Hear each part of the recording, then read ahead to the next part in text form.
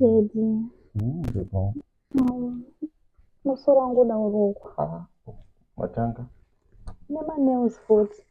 Iwe ni 2 days atatanga kudana naye vizuwa kuno zvitoro kwezi. Baby kani. Zvakaita nzara dzao. Ipesti sleep over.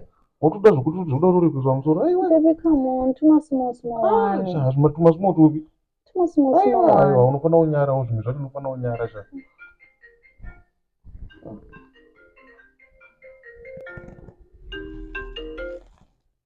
Hello.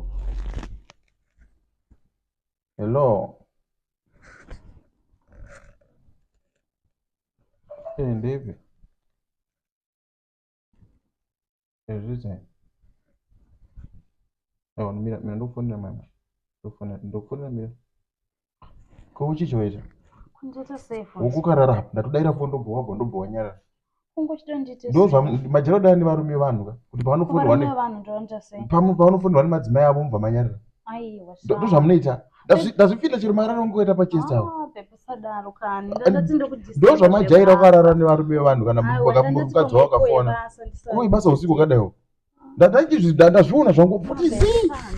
Chimomira. Wabvoti zi chimomira unobata. Inini ndiwo zvatoita. Ungonyatsorana zvakanaka. Saka zvinotorambisa. Ndopere fondo. Zvinotorambisa. Wonyara kuti zi. Pepe sadaro. Aiwa, kuna zvakadaro. Izvi zvinoitwa nevanhu vajera kura nevarume vanhu. Haundibvari. Kunoda unondiudza. Uri kufanira kubuda uende kwawe. Buda munhu uende. Uri kutaura. Aiwa sadaro. Ndozva munoita. Ne usiku unondoenda. Vakadzi vanhu vakapona. Muri varume vanhu mubva mati zi. Chawanyarira chi. Kana baby ndani. Baby ndachiti pamwe koye basa. Ungasikachatofemi. Wangonyarira.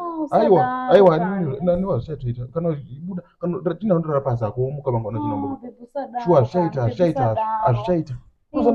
Ndine maplans andiri kuronga upenyu kuti ndinatsokukuitisa zvese zvaunoda kuisa makosi neti izvi wachinoda nevarume vanhu kana beba ndidaro beba ndidaro no we can stop it. Stop inandora pasi